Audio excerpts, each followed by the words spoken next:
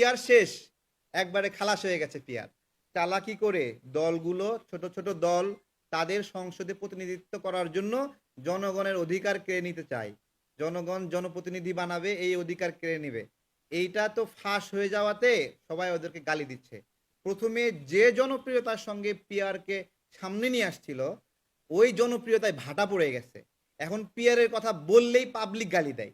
ওইটা আমি বলছিলাম, ওরা পিয়ার পিয়ার করতে থাকুক।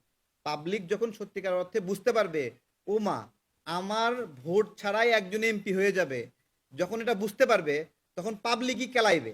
আপনি দেখেন, একটা লোক 1% ভোট পেয়ে সংসদে যেতে চায়, তাহলে 1% ভোট পাওয়া মানে কি?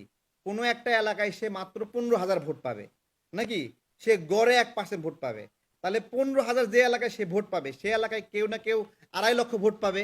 তাহলে ওই এলাকায় সে যদি 15% নিয়ে এমপি হয়, যে 2.5 লক্ষ ভোট পাইছে, ও তো ওই 15% ভোট পাওয়ারে সারাদিন কেলাইবে।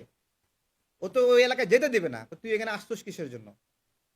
তো এটা হলো অবাস্তব একটা চিন্তা, পিয়ার পদ্ধতি।